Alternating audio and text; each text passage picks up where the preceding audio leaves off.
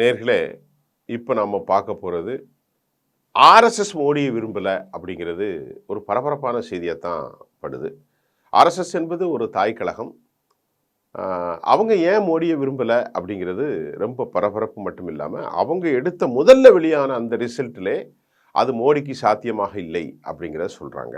ஆனால் வரக்கூடிய ப்ரிடிக்ஷன்லாம் வந்து பெரிய சேனல்கள்லாம் அந்த 300 350 அப்படி தான் நிற்கிறாங்க.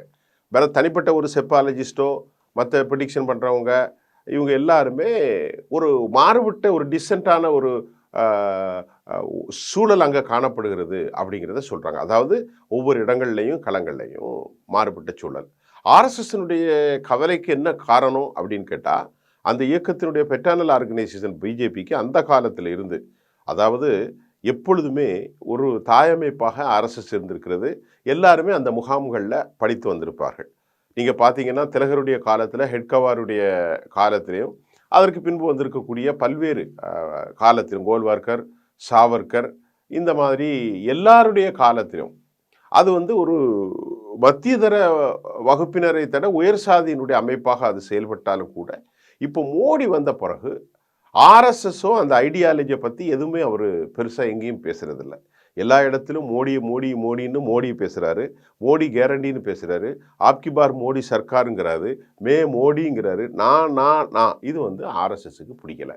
இந்த மோதல் எப்போ வெளிப்பட்டதுன்னா, ராம் ஜென்ம பூமி, அதாவது ராமருக்கு பிரதான பிரதிஷ்டை செய்யும்போது கூட கடுமையாக மோதிச்சு. கடைசியில் கடும் வாக்குவாதம் நடத்தி அந்த இடத்துல மோகன் பகாவத்தை உட்கார வைத்ததையும் நாம் வெளிப்படையாக பார்த்தோம். ஏன்னா எல்லா இடத்துலையும் நான் தான் இருப்பேன். நம்ம தமிழில் ஒரு பழமொழி சொன்ன மாதிரி, கல்யாண வீட்டில் போனாலும் மணமகனாக இருப்பேன், மற்ற இடத்துல போனால் வேறொரு நிலையில் இருப்பேன்னு சொல்லுவாங்க, ஒரு பழமொழி. அப்படிப்பட்ட ஒரு விவகாரத்தில் மோடி எல்லா இடத்துல ஒரு ட்ரெயினை வந்து தொடங்கி வைக்கணும்னா ரயில்வே துறை மினிஸ்டர் வரமாட்டார், மோடி தான் வருவார். ஒரு சிலையை திறந்து வைக்கணும் மோடி தான் வருவார். ஒரு கப்பலை திறந்து வைக்கணும் மோடி தான் வருவார். நாட்டுக்கு அர்ப்பணம் பண்ணனா மோடி தான் வருவார்.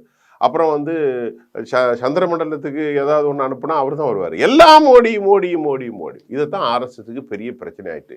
ஆட்டை கடிச்சு மாட்டை கடிச்சு இவர் வந்து நம்மளை கடிக்கலாம். மனுஷன் 10 வருஷத்துக்கு மேலே ஆட்சி பண்ணி நம்முடைய அடையாளங்களை இல்லாமல் மோடி மோடின்னு வந்துட்டு, அப்படிங்கிறது தான் இன்றைக்கி வந்திருக்கிற செய்தி. அந்த செய்தியில் என்ன சொல்லுது அப்படின்னு சொன்னோன்னா, அது ஒரு பெரிய சேனலுடைய ஹிந்தி மொழியாக்கும். அதை நான் தமிழில் உங்களுக்கு தரேன். அந்த சேனல் என்ன சொல்லுது அப்படின்னு கேட்டிங்கன்னா, மறுபடியும் மோடி வந்தால் இவங்க 2 பேருடைய வந்து அதிகாரம் எல்லை மீறி போகும். 2 பேரும் மோடியும் அமித்ஷாவும் நமக்கு எந்த ஒரு பிரச்சனையும் இல்லை அப்படின்னா ஆர்எஸ்எஸை தாண்டி பிஜேபியினுடைய உயர்மட்ட தலைவர்கள் அஞ்சுவதாகவும் கூட அந்த டெல்லியிலிருந்து வரக்கூடிய ஹிந்தி சேனல், பெரிய பிரபலமான சேனல், தனது செய்தியை வெளியிட்டிருக்கிறது. அதன் மூலமாக எதிர்க்கட்சிகள் மோடி வரக்கூடாதுங்கிறது வெளிப்படையாக சொல்லுவாங்க.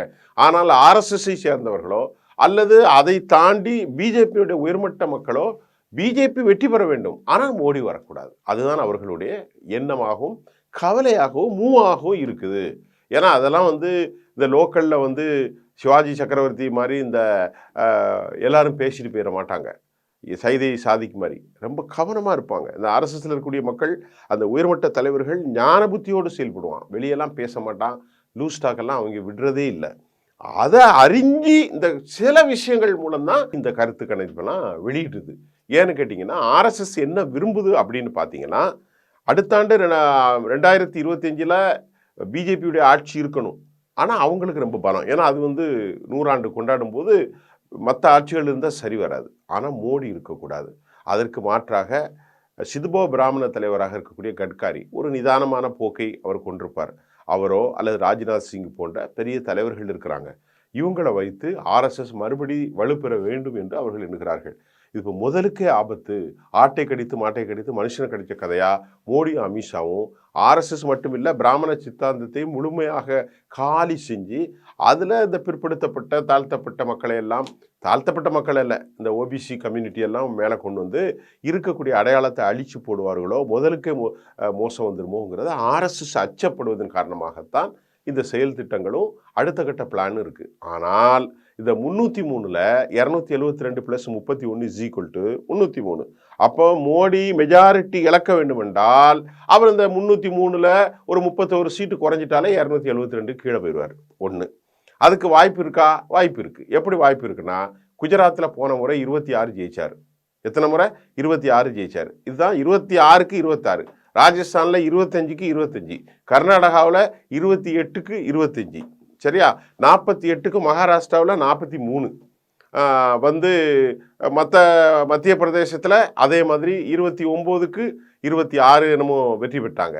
பீகாரில் 40க்கு 39 ஜெயிச்சாச்சு. அப்போ உத்தரப்பிரதேசத்தில் 80க்கு 62 + 2 64. அப்போ இனி ஜெயிப்பதற்கு எங்கே இருக்கு இடம்? இல்லை. இப்போ 26 சீட்டு குஜராத்தில் 26 ஜெயிச்சாச்சு, 25 ராஜஸ்தானில் 25 ஜெயிச்சாச்சு. அப்போ இதுக்கு மேலே 40க்கு 39 பீகாரில் ஜெயிச்சாச்சு. இமாச்சல், உத்தராஞ்சல், சத்தீஸ்கர், ஹரியானா, டெல்லியில் 7க்கு 7. அப்போ எங்கப்பா ஜெயிக்க முடியுது? இனி ஜெயிக்க இடமில்லை. ஜெயிக்கன்னா அப்புறம் சீட்டை தான் கூட்டணும். அப்போ இந்த சூழ்நிலையில் இன்னைக்கு நான் ஏற்கனவே சொன்ன மாதிரி ஒரு சூழல்ல மோடி நிச்சயமாக அந்த அரசு வீழ்வதற்கான வாய்ப்புகளை இருக்கு. ஆனால் ஆர்எஸ்எஸ்க்கு 2 கவலை இருக்கு. ஒன்று, பிஜேபி ஆட்சி கண்டிப்பாக வரணும், அதில் ஒரு கவனமாக இருப்பாங்க. அதே சமயம் அதில் மோடி அமித்ஷாவும் இருந்துடவே கூடாது. இது அடிப்படைக்கும் சித்தாந்தத்திற்கும் ரொம்ப பிரச்சனை ஏற்படுத்தி தன்னை முற்படுத்துவதற்கு அது விரும்பாது. அந்த அடிப்படையில் அவங்க இந்த விவகாரத்தை கவனமாக அணுகுவாங்க. மற்ற ஆட்கள் மாதிரி மேடை பேச்சாளர் மாதிரி ஆர்எஸ்எஸ் பேசவே மாட்டாங்க. ஆனால் அது ஒரு கவனமான மூவ் இருக்கு. உண்மையிலே ஒன்று மட்டும் சொல்ல முடியுது, ஆப்கி பார் மோடி சர்க்கார் 400 அப்படிங்கிற வார்த்தை 400 வராது, 370 வராது, அவங்க 300 வராது. அந்த 300லேருந்து எவ்வளவு குறைய போகிறாங்க? அது மெஜாரிட்டி இல்லாத ஒரு சூழ்நிலையில் ஒரு டிசென்டிவ் சிச்சுவேஷன், ஒரு பெரிய ஒரு குழப்பம் ஏற்படக்கூடிய வாய்ப்புகள் நிச்சயமாக இருக்கிறதுன்னு அநேகமாக எல்லா கருத்துகளும், மத்திய உளவுத்துறையினுடைய கருத்துகளும் இப்போ ஒரு 4 நாளைக்கு முன்னாடி வெளியானதையும் ரொம்ப பிரபலமாக இருக்கிற இதை கேட்டுட்டு தான் உற்சாகத்தில் துள்ளி குதிக்கிறாரு. யார்? ராகுல் காந்தி. 170, 106, 60ன்னு சொன்னால் அவங்களுக்கு உள்ளே இருந்த ஆட்கள் இருக்கிறாங்க. அவங்க அந்த கருத்தை பதிவு செஞ்சுருக்கிறாங்க.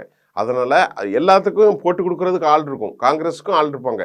அப்போ பிஎம்ஓ அலுவலகத்திலிருந்து காங்கிரஸுக்கு இந்த மாதிரி ஒரு செய்தி வந்திருக்கிறது, ஆர்எஸ்எஸ்லேருந்து காங்கிரஸில் சொல்லக்கூடிய ஆட்கள்லாம் இருக்காங்க. அதுதான் 160க்கு மேலே வராது, 180க்கு மேலே வராது அப்படின்னு சொல்லியிருக்கிறாங்க. ஆகவே தான் மோடி கடைசி ஆயுதமாக மைனாரிட்டி விரோத விஷயங்களும், குழந்தை அதிகமாக பெறுவது, தாலியை அத்து கொடுத்துருவாங்க, 2 வீட்டில் 1 வீட்டை கொடுத்துருவாங்க அப்படின்னு மோசமான பேச்சுக்கு இது ஒரு முன்னுதாரணமாக அமைஞ்சிருக்கிறதா நம்ம பார்க்குறோம். நிறைய கருத்துக்கள் வரப்போகுது, நம்ம தொடர்ந்து பார்ப்போம். நன்றி.